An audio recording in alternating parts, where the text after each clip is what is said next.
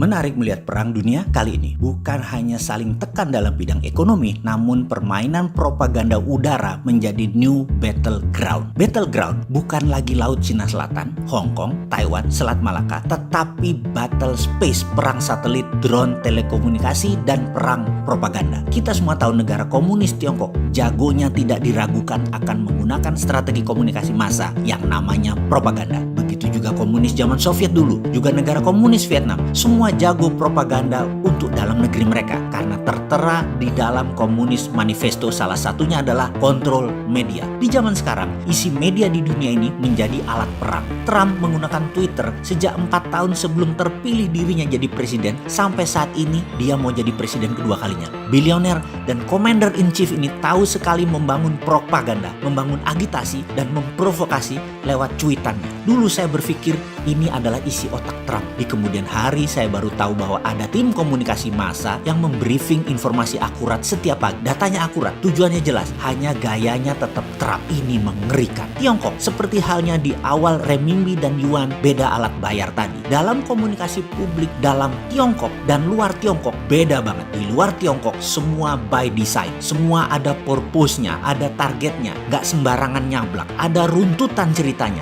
Itulah propaganda sejati, changing mindset. Pencitraan Tiongkok sebagai negara budaya, negara ekonomi, civilian country dikemas cantik sehingga soft masuknya ke dalam pikiran penerima informasi, yaitu seakan-akan Tiongkok baik, memberi uang, memberi bantuan. Semua propaganda ini diorkestra dengan baik. Tiongkok baru lakukan itu sejak tahun 2013. Trump di sisi lain bermain devil, iblis, belak-belakan, anti Tiongkok, anti global supply chains, sangat nasionalis, rasis, percaya pada white supremacy, dan sekali lagi bagi saya, kedua negara tersebut berbahaya untuk kedaulatan negara Indonesia. Hati-hati bermain dengan keduanya. Rapat duduk lama, pelajari, inteli, strategikan, dan melihat dengan dalam setiap gerakan keduanya. Bahkan surat mereka, respon telepon mereka, perkataan mereka, janji-janji mereka, gerakan fisik mereka, semua setiap detik dilihat, diobserv, diawasi, diteliti, dipelajari, dibuatkan knowledge-nya. Berita yang mereka bangun, pejabat yang mereka pilih, semua diperhatikan, semua dicurigai, semua disiapkan counterpart action-nya. Walaupun ternyata salah analisa threat-nya, tidak apa-apa. Karena apa yang terjadi kalau mereka semua serigala berbulu domba dan serigala itu sudah masuk ke dalam? Ini berbahaya. Apalagi sudah masuknya ke hati, sudah jatuh hati,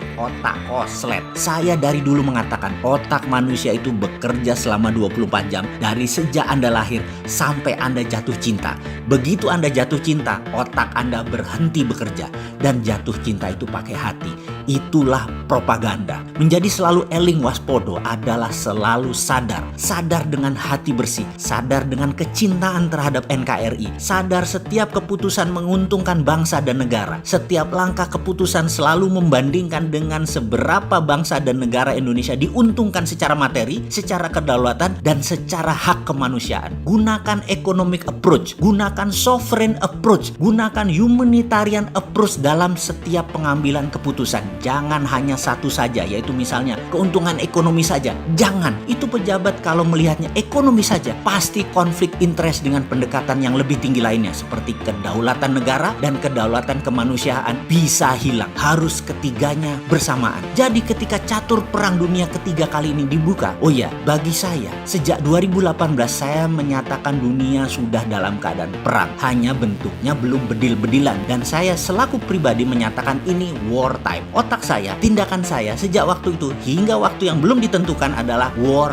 mode. Saya melihat manuver Rusia hampir 3 bulan ini sejak minyak mentah di drop ke level belasan dolar dan berkutat di 20 dolaran per barel, di mana ini di bawah harga produksi crude oil di Rusia yang merugikan Rusia. Kok Rusia belum bertindak, belum membalas? Kok Rusia belum bereaksi seperti biasanya? Untuk itu terus data kita kumpulkan, dan mata panah ada di seorang mantan pejabat, mantan state secretary yang dipecat oleh Trump, Rex Tillerson, yang saat ini bolak-balik ke Gedung Putih dipanggil 8 Shadow Man. Rex, semua orang tahu dia sahabat Putin, dan sejak 3 bulan ini intens membangun diskusi panjang atas nama Trump ke Rusia. Menarik, gila emang perang kali ini. Rusia di belakang Amerika kalau Amerika perang dengan Tiongkok. Saya sebenarnya masih belum percaya, namun dinaikkan harga beli gas oleh Eropa, negara Eropa Barat tentunya atas go ahead-nya Amerika, membuat Rusia nggak masalah dengan harga minyak yang rendah karena dia untung dari harga gas yang tinggi. Rupanya ini adalah strategi strategi yang cukup pintar dimainkan oleh Trump. Rusia yang terlihat agak kalah dengan MBS Muhammad bin Salman dalam memainkan harga minyak dan stok produksi crude oil, rupanya karena sudah menang di tempat lain adalah drama kelas dunia. Kalah drakor kalau kayak gitu. Sementara kita dengan terpaksa menyetujui wejangan Sunda Empire akan tatanan dunia baru atau new normal yang jauh-jauh hari sebelum Jenderal Rangga pidato banyak yang meremehkan bahkan sampai sekarang sih, tapi kok prediksinya bener gitu loh. Yang dia katakan Agustus 2020 adalah batas akhir negara di dunia untuk mendaftar ulang kembali karena dunia berantakan, karena kejadian beneran perang Tiongkok dan Amerika. Tapi jadi mikir saya, oh iya, Indonesia udah daftar ulang nggak? Kalau tatanan dunia baru Agustus ini mau dilaksanakan seluruh Indonesia supaya new normal sukses. Tapi kalau dipikir-pikir malu loh, ramalan Sunda Empire jadi kenyataan. Jangan sampai deh.